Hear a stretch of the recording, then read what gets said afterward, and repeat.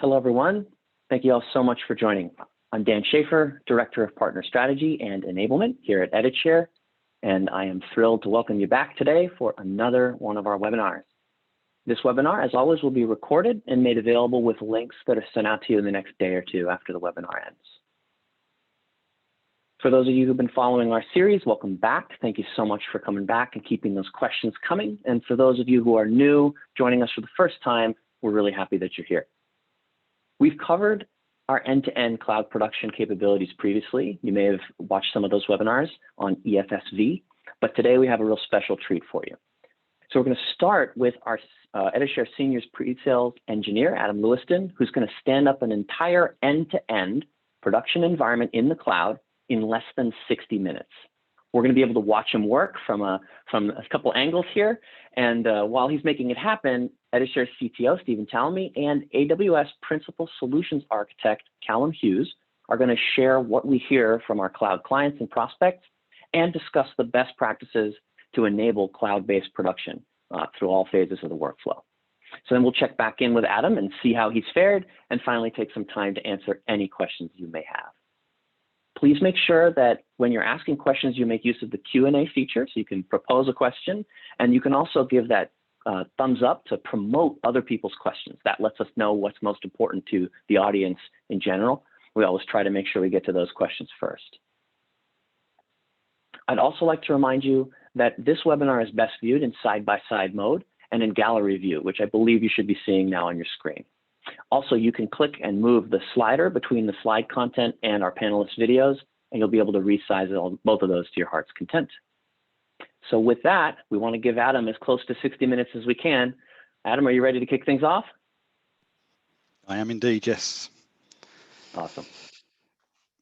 All right, so I'm just going to share my screen here. So thanks for the introduction there, Dan. So what you're seeing here on my screen is, and before, as mentioned, we're under quite a tight schedule here, so I'm going to kick off the system deployment straight away. So what we're seeing here is two screens. On the right hand side of the screen, we've got my cloud formation stack, and on the left hand side of my screen here, we're seeing the actual deployment happening itself. So we use Ansible to build out our virtualized systems in conjunction with cloud formation, as I've just mentioned. The GSD team at EditShare are responsible for those deployments, and the way that we go about that is we work very closely with the customer first of all to devise the correct deployment. We then go away and we deploy. We prepare a statement of works, and from that we then make up our inventory file, which you can see here. I've just brought up on my screen here. So the inventory file is configurable, and depending on what the client's end needs are, depends on what we actually put into here. So this is an example of a deployment, and you can see here now on the right hand side that my VPC has just been built. So this will just work slowly through this stack, and as Dan said, I'm hoping in about 40 minutes we'll have a live system that we can come back to and I can show you. So without further ado, I'll hand you over to Stephen so that I can crack on with the configuration. Brilliant, thanks, Adam. Okay, so let's just get back into a few slides, and then we're going to have a chat, Callum and myself, about some of the best practices that we're seeing when we're deploying things on AWS infrastructure. Keep an eye out for Adam. He's going to be busily working away. So just for a recap for anyone who hasn't come across EditShare before, we really make two key products: our EFS, which is our collaborative media-oriented file system, and Flow, which is our media asset management, and that provides remote access to all of your media and ways of organizing those. And we bring these two things, plus I guess we would say 2.5 things, because we also bring an API, and our API is something that we're really pushing out there into an open environment to allow us to become part of an ecosystem. And this is really critical as we join into a cloud environment. We really want to be part of an ecosystem to allow people to integrate with us as they build out their production studios of the future. In terms of what we're deploying and what Adam is currently busy deploying for us is an end-to-end production system. It allows you to remote desktop into a workstation that is hosted inside of the Amazon infrastructure. So when you're connecting into that, you'll be connecting in using Teradici remote desktop, or you can use other remote desktop tools. Adam's going to be using Teradici today. You connect into that workstation, and that has all the power that you need. It's got graphics workstation, so GPU, CPU, memory, and you can size that as you want and bring all of the applications you want to use. So bring in your creative tools like Adobe Premiere, Resolve, Media Composer, you name it, and bring it into those workstations and run it there. That connects through to a virtualized version of our file system, EFS. And that blends a number of the different storage types that Amazon have, both the block-based storage of EBS and the object-based storage of S3. And then we also bring the Flow product into the cloud, so that gives you all of the control you need in terms of managing your assets, managing their life cycle, putting them into different storage tiers, moving them around, ingesting them, tagging them, and organizing them. And we have some great integrations with things like Adobe through our panel, and we'll see some of that as we go today. Taking a more detailed look at this, this is what Adam is actually deploying for us right now, but it's really mostly automation is doing this for us, mostly that CloudFormation template technology that is spinning up all of the things that you need. So typically what we find is a customer will come to us with an existing AWS account, and we will automatically deploy all of this infrastructure for them. That includes all the networking with the security around of it. There's load balancers. There's DNS through Route 53. There's certificates, so we get valid HTTPS certificates. We can bring in web application firewall rules, so if you need to do some filtering on it.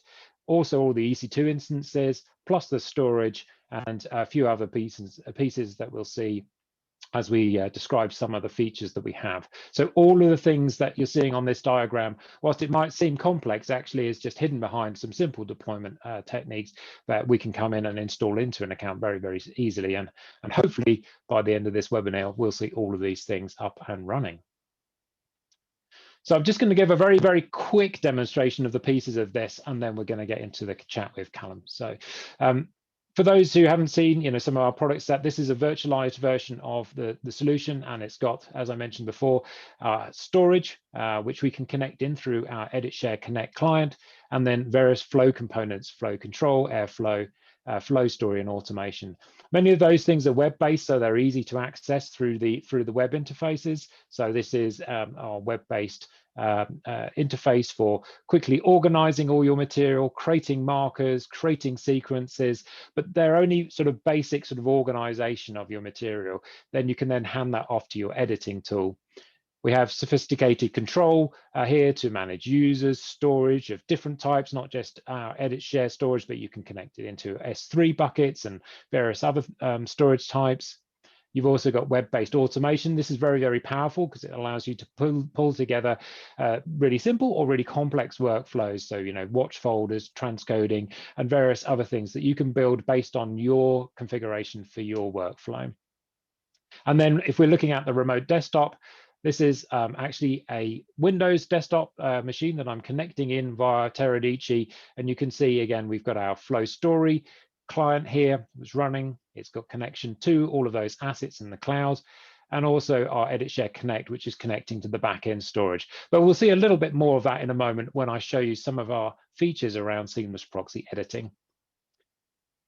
So that's a very, very quick view, of the pieces. And what I really wanted to do now is to spend a bit of time talking to Callum about some of the things that he's hearing as customers are starting to use cloud or have already used quite a bit of cloud and are starting to build out production facilities in the cloud. So welcome, Callum. Very nice to have you here with us here. Thanks for joining. Thanks for having me. Yeah, I'm excited. It's very exciting. So do you want to give us just like at a high level, where people are and what people are starting to ask you, as they're starting to bring their production into a cloud environment? Yeah, absolutely. So, we live in a very different world right now to what we did even 12 months ago. And a lot of productions and studios and broadcasters and creatives are asking us for the ability to do remote editing. Like, this is a massive thing right now. People aren't going into offices as much, if at all. People are working from home a lot more. And so we're being asked by a lot of customers, both, from very large studios to independent freelancers, for the flexibility to be able to work from anywhere. And most often that's at home, right? So people are looking to us for solutions that are simple, easy to deploy, flexible, secure, and economical. And this has been a really big epoch for the content production space. And it's been really forced by COVID and the changing kind of environment that we're all in. So yeah, all of those things. Yeah, absolutely, and we're certainly seeing the same sort of questions coming to us, and it's great that we've got this really strong partnership so that we can go and solve those problems together for customers who are looking to do these kind of these things. And so we'd love to hear from you guys. Please use the Q&A. Please come and ask us questions. This is a great chance to ask Callum as you go through as well. So we will be picking up some of those also at the end.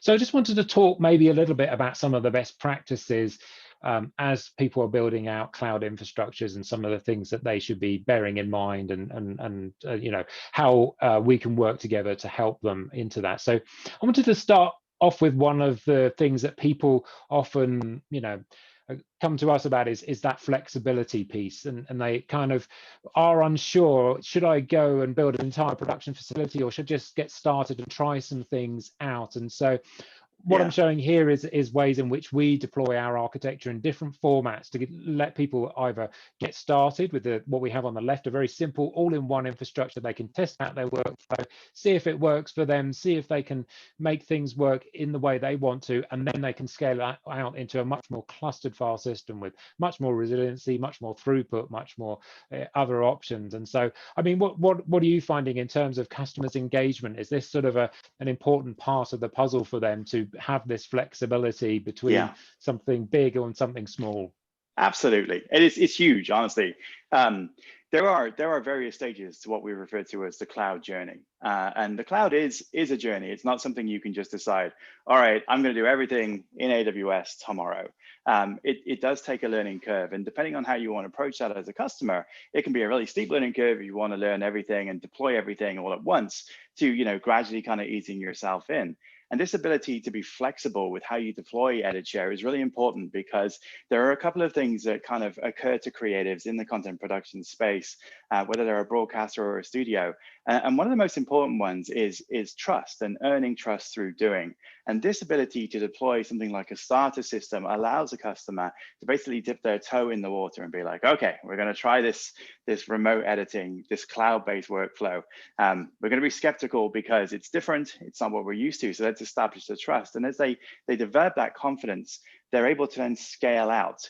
And this is also important too for productions in general. You'll often have situations where you need a flexible model that allows you to spin up additional editing workstations or scale them down. The fact that you're in the cloud, that you're in AWS and you're using EditShare means that you can go from having one to do your kind of proof of concept, to test it all out, to make sure that you're good with this model, right through to scaling all the way up, because you have additional artists and editors coming on board.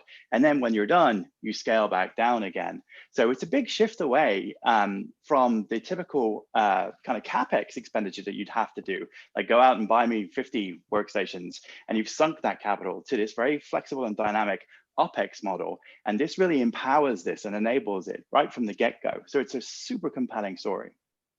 Absolutely. I certainly know, whenever you're trying to plan out something in the physical world, you're always a little unsure at the beginning. Well, am I going to need that many things? Right. Should I just overbuy or underbuy? And then I'm going to get a pinch point where, you've got multiple people trying to use the same thing at once, and it just doesn't work out. So right. It really does give a lot of flexibility there. It absolutely does.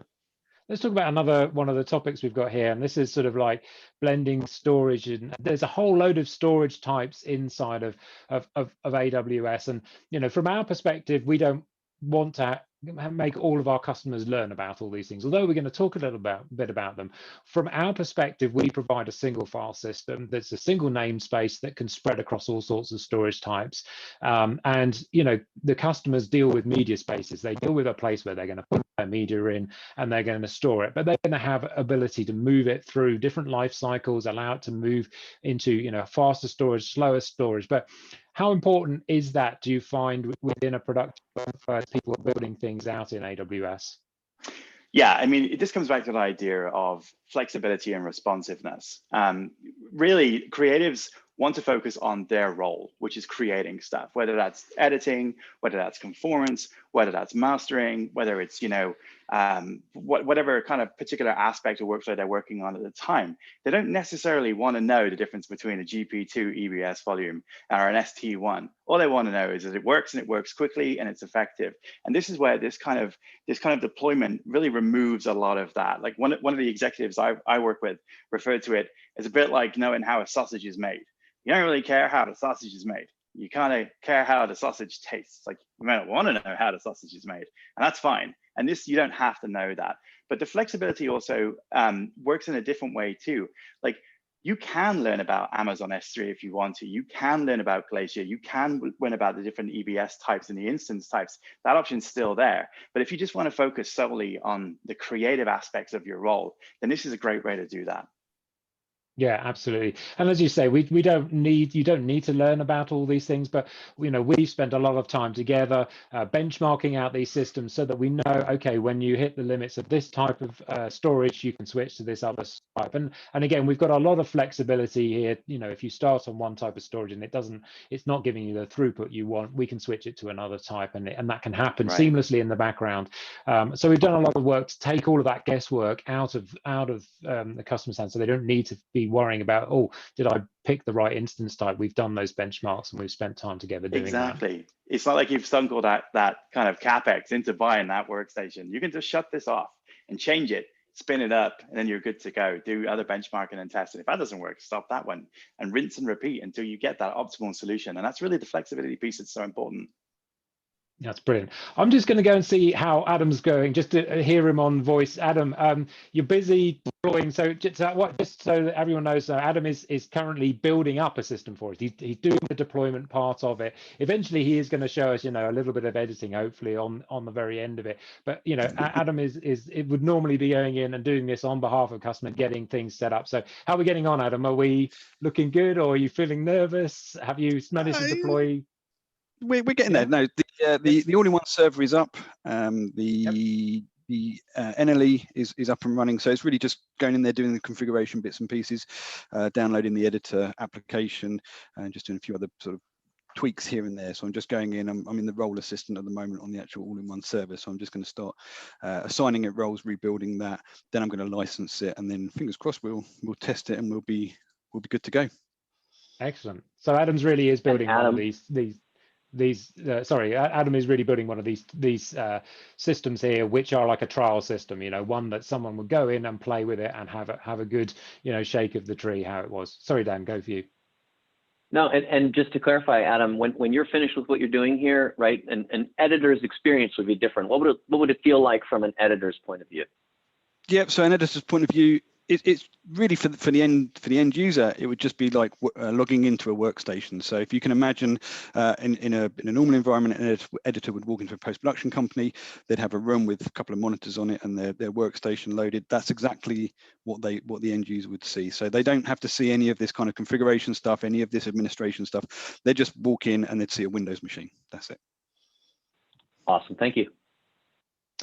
So let's talk a little bit about blending different storage types, Callum. So this, I think, is quite an important topic. And certainly when we started talking to AWS, a few years ago, we really wanted, we were really encouraged to think about a blend of object storage, which is the S3 storage, and block storage, the EBS storage. And so one of the innovations that we announced earlier this year, and we've just recently won an award at NAB for this particular thing, Best in Cloud, for this seamless proxy editing feature, was ability for EFS to address both the object storage and the block-based storage. So what is S3 and why is it an important part of the storage offering on AWS? Yeah, so S3 is really, I like to think of it as like the gateway storage device or product for AWS. And it's really important because S3 is object-based storage. It has no limits. You can put whatever you want in there, and however much of it you want to put in. So there's no kind of physical constraint. You can access S3 from anywhere in the world.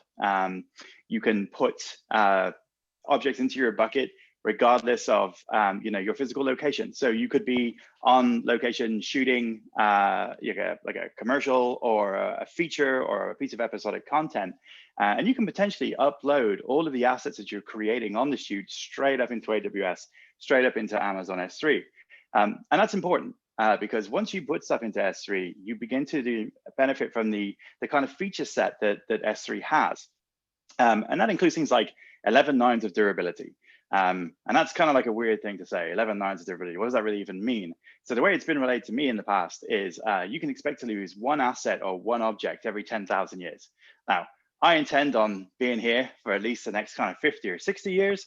10,000 years, probably not going to make it, but the objects will, all but one of them probably, right? So it's a pretty durable system, and it's also optimized to work with other AWS services as well. So once you've got your assets into the bucket, they become accessible very quickly to other aspects of the AWS ecosystem, and that's really where you start to get the benefits of being able to run EditShare in AWS, and you can closely kind of interlace everything together.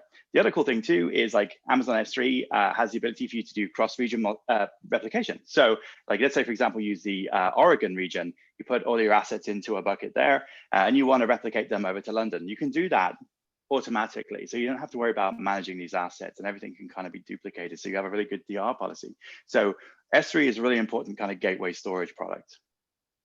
Yeah, and so, why do we not just use only S3 in our workflows? What sort of challenges might customers see if they're trying to, build, editing applications, but with S3 behind it? Yeah, that's a great question. And honestly, this all comes down to the idea that Amazon S3 is object store. It's not a file system. So there are applications out there that will make it look like a file system, but it's really not a file system. So it has a different way of thinking about files and objects. It doesn't have like inodes and stuff, that sort of thing that you typically get from a traditional file system. What it has are keys, and each object has a unique key. And so it doesn't perform in the same way that a file system will do. So this can make kind of like fast responses that you need for editing harder with S3. So there are some use cases that will work really well, but for the kind of interactions that you're going to want with objects, you need to really be thinking about a different storage product from AWS. And this is where EditShare really comes in. Brilliant. Yeah, and that's exactly what we did with the seamless proxy editing. So let's have a look at how that all works together. So, this diagram is just going to show you that what we're doing with our EditShare Connect client, which is, multi-platform storage client. It connects both to the EditShare backed EBS volumes, but also can directly read media from S3 with those caveats that you just mentioned, Callum, in terms of latency and those kind of issues. So it's going to work some of the time, and we did some benchmarking also on this particular one. And for certain codecs it's fine, for other codecs it can be a bit of a lag, and that's why we make sure there's always a proxy version available in EBS where we know we can control the latency. So let's take a quick look at that in action. So let's just actually on this screen over here, on this screen over here, we've got an S3 console. So we've been talking about S3. This is like the UI version of it. A lot of people also use tools around this. You can use EditShare's Airflow to upload into it. You can use a whole range of file acceleration tech tools. There's, very simple FTP-like interfaces, drag and drop interfaces. But this is the raw tool. You can upload media into it. And so this is a bucket. These are all those keys that Callum was talking about. If we go and have a look back on the workstation, you'll see here that I've mounted a drive called the Z drive. And if we actually look at that Z drive here, we can see that it's exactly the same layout as that S3 bucket. And I can even drill down and have a look at that media. So this is actually the media being presented as an emulated file system, a little bit like you mentioned, Callum. But whenever I read this material, I'm reading it directly from S3, which means that we can really reduce the costs as well. S3 is significantly more cheap than EBS in terms of long-term storage particularly. And so we can keep the costs a lot lower, around 75% lower, by keeping these high resolution assets. But of course, Adobe Premiere doesn't know how to use this, or the other tools, Media Composer, DaVinci Resolve. They don't know how to use S3 natively, but they do know how to use a file system. So if we have a look at Adobe Premiere here, I've got it loaded up here. Let me just shuffle this for some reason. There we go. I've got a project loaded up, and on the top corner here we have the panel from EditShare. And this is another kind of core piece of the technology. Because we have flow available, we can have all of the assets available to us. And so let's say I want to bring in this particular media here. I hit import. And what options I have now is the ability to bring both files, both that low resolution proxy file that is on the EBS storage and the S3. I can import that into my project, and both of those things are now going to be available to me. So if we actually look at that inside of Adobe Premiere, you can see both the high resolution and the proxies are available, and they're linked together. And what that means is that when I'm inside of my editing environment, I can be editing in proxy for as much as I want to. But if there's something in a shot I'm thinking, is that really in focus, I can use the toggle proxy feature. There's a relink feature in other applications, and then I can hit play, and now I can read the media directly from S3, and I can see, yeah, that's a lot sharper. Might be not so clear over Zoom, but I can definitely tell that's in shot, and I can toggle back to the proxies. And when it comes to rendering, of course, then I can render it, and it doesn't really matter when you're rendering. If you get a bit of latency from S3, that's fine. The encoders will keep up with that. And so that was a very quick overview of seamless proxy, but we have other webinars that went into a bit more detail. But again, this is really about us providing a workflow that gets out of the way of all that technology. Again, I don't really need to know that that was S3 or where that storage was or how it was behaving. I just need to know, is it going to be responsive? Is it going to be a good editing experience? So that was the demo. Excellent. Let's talk a little bit about something quite exciting, which is Media to Cloud. So Media to Cloud is a solution that you guys have put together, and we've done an integration with it with our Flow Asset Manager. So Callum, do you want to give us a little overview of what Media Cloud is aiming to do? Yeah, so one of the things about moving content production, whether it's editing or any other workflow, into AWS, you end up with a ton of stuff. Typically on a shoot, you'll discard 80% of the assets that you create, and you'll use only 20%. That means there's a lot of material that essentially just gets backed up to tape right now. When you make the transition into AWS and you begin to upload your assets into S3, you very quickly scale out the number of assets that you've got. And human beings are not good at looking through lines of spreadsheets and manifest files to check what they've actually got in there and understand. And so what AWS did was look at ways that we could simplify the process for understanding what it is you're actually uploading into AWS as part of your content production pipeline. And the tools here on the left-hand side are very much focused on helping you do that. You can't ask an operator to go in, for example, and find every single asset that has, Harrison Ford looking sultry and moody from, a movie. I mean, you could, but it would take forever. And it would probably be like a full-time job for 20 years, like just for one production. And so that's why we use Media to Cloud to kind of help customers begin to use tools like recognition. Recognition can go and look for celebrities within the assets that you upload as part of it. It can say like, oh yeah, this looks like a human being. This is actually what it does to me. It looks at a picture of me and says, oh yeah, I'm 97% certain that's a human.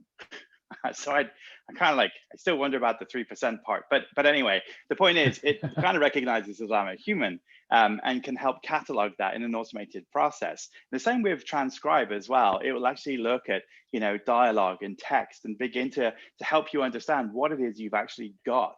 Same with SageMaker. SageMaker is machine learning.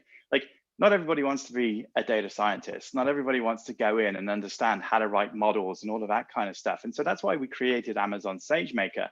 It's very much a way for you to onboard yourself to look at machine learning and remove some of the heavy lifting of figuring out the frameworks you want to deploy. And we rolled it all up together to Media to Cloud so that we can have customers, again, begin to start using AWS, to start using the potential of all of these additional products that they can take advantage of without having to become a data scientist, without having to become a developer.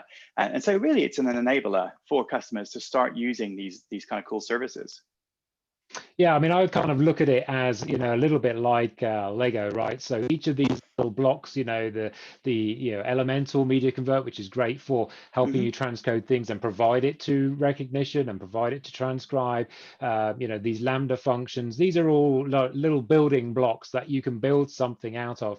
And I see Media's Cloud being the instructions to show you how to bring those things together in a form factor, in a way that's going to work for you. But if it's not quite exactly what you want, that's where EditShare can come in and help customize the solution as well. So if you've got some part of the workflow where you actually want to tune the way in which recognition is looking for certain objects and filter things out, or you want to adapt to it or add other features to it, then we can come in and start with the original instructions, right, and the manual, but then we can build a completely new model out of it, and we can build different things with the same sort of Lego ingredients. And so I think that's a way in which I tend to look at this. And I think, you were saying to me the other day that a lot of customers get a bit fearful about just seeing the pile of pieces and not knowing how to assemble them, how to put them together. This at least gives you an assembly guide. But even if you're not confident with the assembly guide, then partners like EditShare, we can come in and help look at the workflow that you need,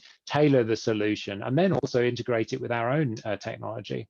Yeah, and that's absolutely it. I mean, the thing about AWS is there are a lot of Lego bricks for you to use, and you can do pretty much anything that you want in AWS. That's the cool thing about it.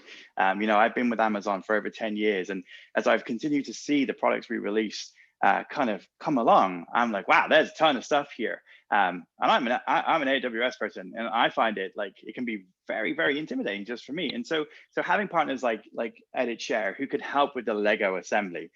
We were talking about Lego, and one of the things about Lego, if people have kids, or I've done it myself, you have that stray bit of Lego and it's kind of lying on the carpet, and you don't see it, and it's 3 a.m. and you go downstairs for a glass of water and you stand on it and you've not got shoes on. It's pretty painful. And so that's why you have to be very cognizant of these Lego bricks, these kind of services, putting them in the right place, using them effectively, and remembering to turn things off. Like that's a best practice right there, is especially for editing. If you're editing 9 till 5, or you've stopped working, shut down the instance. And this is where EditShare can really help you. Yes, exactly. We've gone through what's known as a well-architected review with you guys, and that really helps make sure that all of the ingredients are there. And it's interesting because it seems counterintuitive, but you guys want also customers to save money. Save money. They don't want a big shock on their AWS bill. So you guys really work on making sure they're cost effective in the cloud, so that they can continue to be successful there. Yeah, we don't want people standing on Lego bricks. Like that's the last thing we want, right? So we want customers to have a really good experience and make sure that they are enjoying using the system. They see the value in it. We never take it for granted. Like Amazon always wants to earn the business and provide that extra value. And so this partnership is really key for that.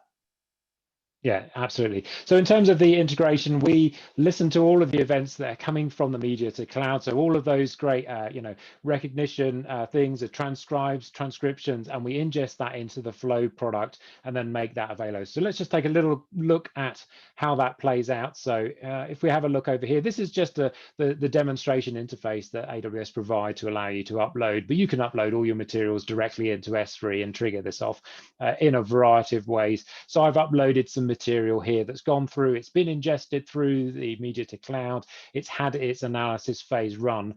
And if we look in Airflow, this is the same content. So you can see here, I've got that same content, and this is the value that you see, coming out of the tool. Immediately, we've got markers in here that are showing me where things are. We can see both, humans, but we can also see the speech. So we can bring that in. That could be created into markers or into, for use as a starting point for subtitles or for search. Maybe I'm looking for a scene where there's a gun. So we can come in, type in gun, and there you go. We've got the various guns that have been found. We've indexed all that, the output from the media to cloud solution. So this really does help you sort through and manage your archive. So that is a little bit on media to cloud, and I think it's really exciting collaboration that we've been working on this, and we think it will give additional value. And I think that's one of the great things about the AWS world is there are so many Lego bricks. We can build so many things for customers. There's so many things, but they are also really oriented around media, right? So there's been so much investment in the media applications. There's a lot of stuff there. So that was the meter to cloud. I am hoping, let's see, is Adam, how are you looking in terms of the deployment? Are you getting close to? We're almost there. I'd say another 2 to 3 minutes and we're good. I'm just another 2 to absolutely another two to 3 minutes. So whilst Adam is doing that, let's just take this screen share off for a moment. Shall we grab a couple of questions, Dan, from the audience? We've had a few good ones there that Callum and I can answer as we wait for these last few minutes of Adam furiously working away there. Awesome. Yes, absolutely. And we're going to go in order of the upvote system. So if you see a question there that you want to make sure we have time to answer, please do give it a thumbs up. So first at the top, question from Fernando. Can I get started using EFSV with a personal AWS free account like a trial? I think you could certainly try.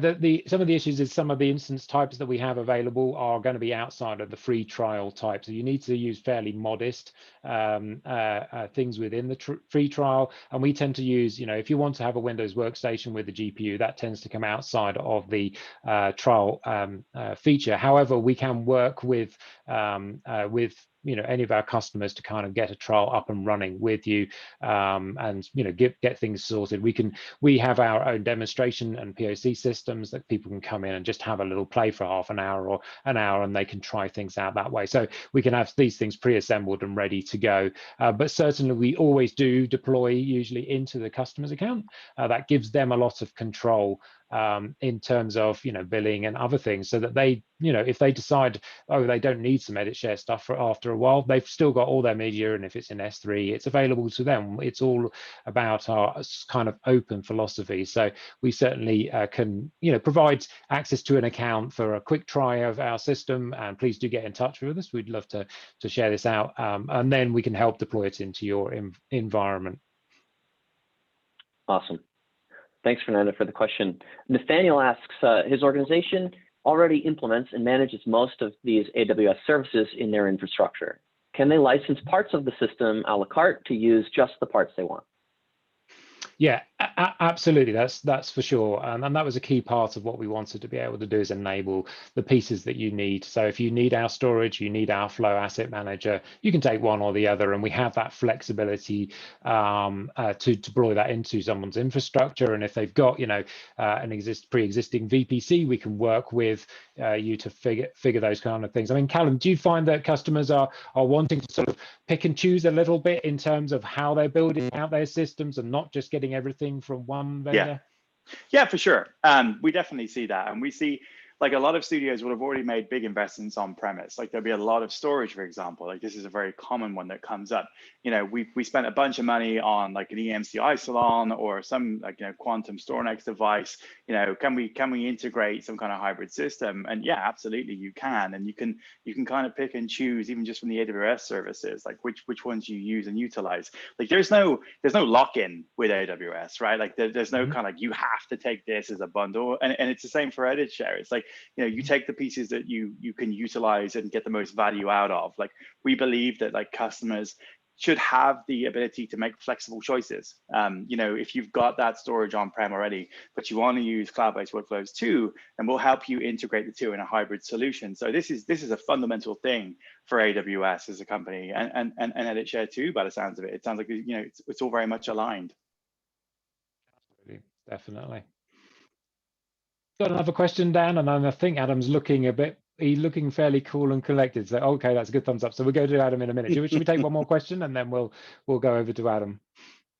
Absolutely. And once we're back with Adam, we'll circle back and answer some more questions after that too. So absolutely, keep the questions coming, everyone, and keep upvoting. The next one in queue is from Steve Smart. I hear talk of Windows machines. Steve's an all Mac-based environment. Can we still work with EditShare? Yeah, absolutely. You certainly can. I mean, in terms of accessing resources in the cloud, and maybe Callum will answer a little bit more on this. typically it's Windows only in the cloud because of restrictions of where you can run Mac OS. But I think in terms of if you do have Mac workstations, you want to connect into a cloud infrastructure, you can still use Teradici, right, onto a Mac environment. That's totally fine. We also have some topologies where customers actually use some of the more sophisticated networking infrastructure that allows them to connect their facility directly into the cloud using Direct Connect or VPN technologies. Callum, do you want to sort of mention about some of the other options that people have in, if they're using Mac workstations? Yeah, I mean, we get this a lot. A lot of editors use Macs, right? A lot of editors will have specific keyboards that are all mapped to how they want to work. And you can do a lot of stuff on kind of like the client side to make it feel more like a Mac experience, but you're not going to be using a Mac in the cloud. There are, to Stephen's point, that there are restrictions on where you can run Mac OS X, for example. And right now, AWS does not have, instances which run Mac OS X. Typically customers are using Windows, and this is where the use cases and that flexibility come into play.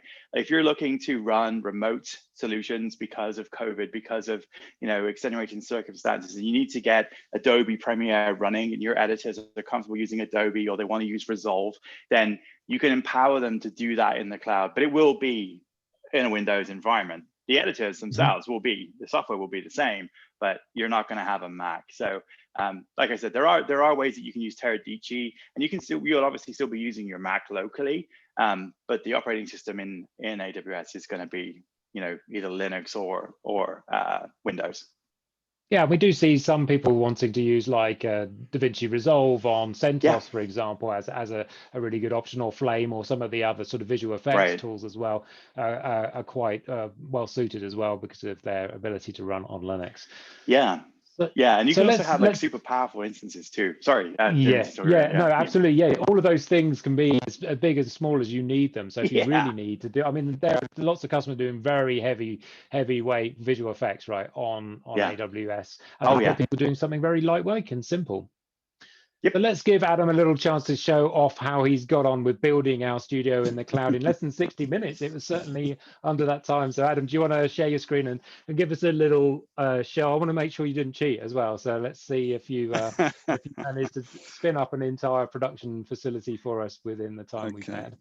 No problem. Well, I didn't cheat. I have to admit, there was a couple of parts where I was like, is this gonna work? Are you seeing the right screen here? Are you seeing my cloud formation? Yep, I'm seeing your cloud formation. Yeah. Cool. So, as mentioned, so this is what it looks like at the end of the deployment, basically. So here's my stack. So it's the VPC, the NLE, and the all-in-one server that has been stood up. And you can see here my creation time was 1606. Checking those timestamps. Yes. Exactly. Okay. 1605, 1606, and 1610. So they're real live systems that went up. Alongside that, as you mentioned earlier on, we have application load balancers and I think you touched on, I wasn't fully paying attention, but I think you touched on the fact that we had a Route 53 DNS entry in there. So we've created all of the SSL certification whilst doing this deployment. So that's great. So I'll cut across to that in a second and show you that. And also alongside that, there's a kind of a standard S3 bucket that we created on the back end of that, which you can see here. And all I've done is I've just uploaded some media into this, basically. So again, I've scanned through that using Flow, and we'll see that in a few seconds when we go across into it. So like I say, if I just move across to my next screen. So here you can see this is the application load balancers, or should I say the SSL certification and the port forward and all that sort of stuff that was done in our inventory file. So I'm now just hitting a website and not actually logged into a cloud-based system as of yet, but you can see here that I've got all of my administration tools. I've got the ability to create storage. I've created one very small media space, which, as I say, is an S3 backed storage space, which I think you touched on with the seamless proxy editorial. I've gone ahead and I've scanned this through. So I've gone through, I've scanned it, I've made some proxy files, and then you can see here, so it's completed that off. And then from there, I can start beginning to log into the Airflow application or Flow Story. And these are the clips that I brought in. I've just I've just pinned up some metadata entries onto those. So each clip's got a little bit of metadata, nothing too heavy because I didn't really have a full time to do that. And then as you mentioned, so this is the all-in-one server. So this is a Linux-based server. Again, I'm just using remote desktop to go into this. From an editorial point of view, you would very rarely go into this. This is more of an administration side of things to actually create media spaces, that kind of thing. So the editor would not really touch on this element here. But then, as I say, the final part is I'm using Teradici PC over IP that you can see here, and I've just logged into Premiere on this particular workstation, and you can see here I've got the EditShare panel which I've pre-installed, and then from here you can see the project. So this is the AWS webinar project that I was just in on Airflow, and I see exactly the same thing. So the same clips are coming forward. Let's just mark up a couple of clips and bring those in. And then from here we can see the high res is living on my S3 bucket, and the low res proxy I'm going to bring in, which is in the all-in-one server. So I'll just bring those across, and then we're back into that realm of what you were talking about before with the seamless proxy editorial workflows, where we can instantly flick between high res and low res from the S3 bucket and the flow proxy files. So that in a nutshell. It's incredible, Adam.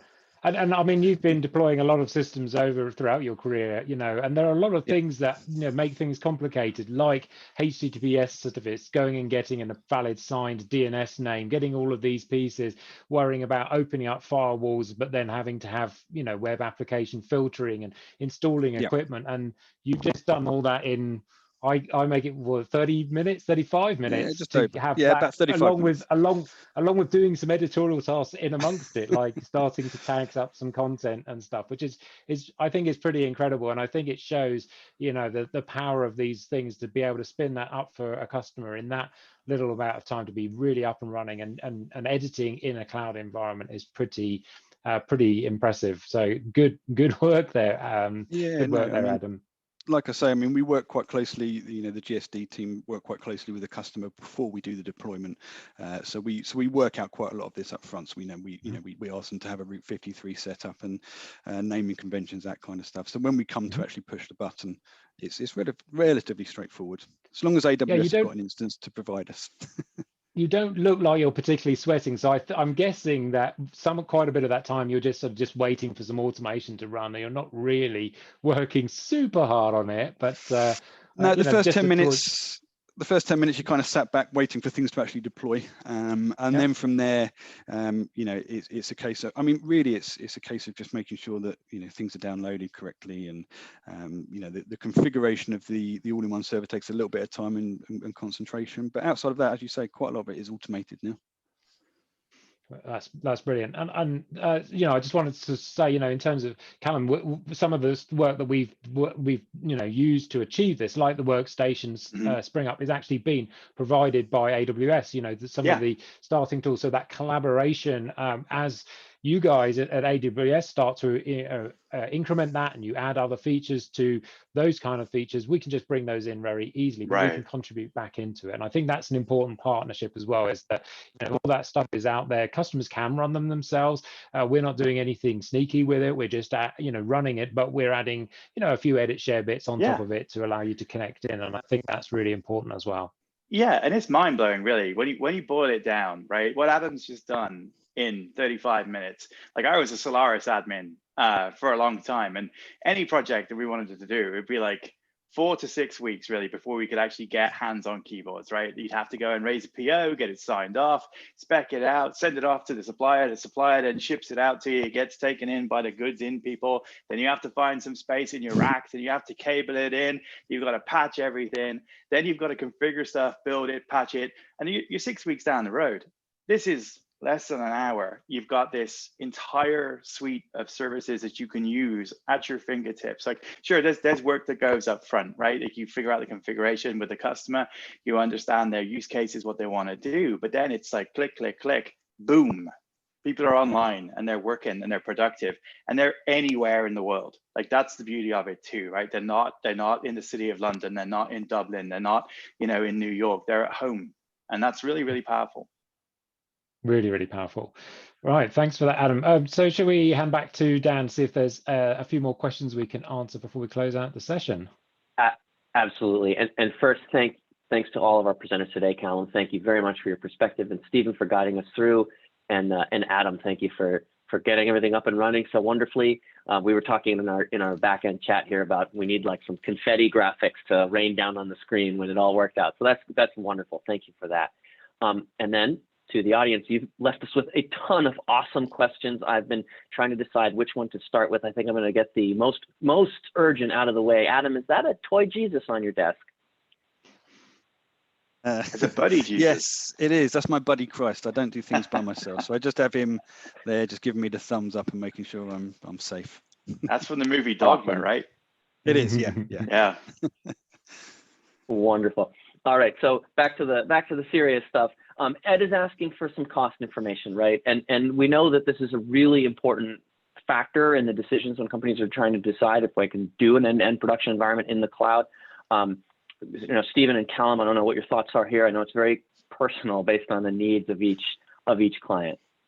Yeah, absolutely. I mean, we put together some really easy sort of starter packages, and we published some of those out in previous webinars, and we certainly can get in touch with you to sort of talk about the early costs. But what we've tried to do is keep it as cheap as possible, right? So bring down those costs, bring down those storage costs, start small, grow as you need. But as you grow, you know, we've brought in these other workflows to allow you to take advantage of other storage options. And so we're happy to come in and do a cost model. But if you come and look at, you know, the cost savings that we've modeled, and it's not just cost savings that you see. I mean, Callum, some of the things that we you know, find the customers don't realize is the amount of cost their facility costs, you know, the things that they bought in the physical world really cost for them. When you actually start to spell out the cost of providing the facility and the access control and the all of the different things, it's amazing how much money goes into those things. I don't know if you've got some comments on that side of the house. Yeah, for sure. I mean, like there's like a whole story around, you know, physically deploying stuff, right? Like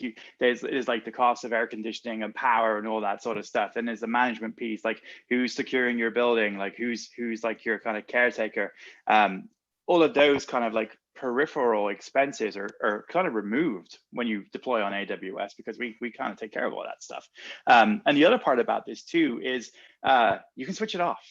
Like you just once you switch it off, you're not paying for your instances anymore. Like it's done. It's an hourly charge. It's on demand. So you know, you're not having to amortize stuff over like a year, 2 years, 3 years. So it gets very complicated when you try to break that down. And you can do TCO analysis with AWS. Like we have a whole bunch of stuff and entire teams who can help you figure that out. So there's also like the cost calculator as well. If you want to just take basic AWS services, like you might want to look at how much is it going to cost me to store like 40 terabytes of 4K material in AWS, and you can totally just go and use the calculator for that. But then there's these other variables too, right? So like a basic editorial environment, what does that mean? Does that mean you want to do standard definition stuff? Does that mean you want a very low powered workspace? Like, because there are different charges for that too. So it's hard to give you just like a simple, it's going to cost you like, you know, $2 an hour or whatever, like this, but there's a whole bunch of ways we can help you figure that out. But yeah, those peripheral costs are what really kind of rack up. And you know, there's a similar question specific to egress further down on the list here. You know, we have a few concepts on best practices of avoiding significant egress charges. One of those is using proxy workflows primarily, and you know, that sort of thing. Maybe Stephen and Callum, if you could just briefly touch on egress.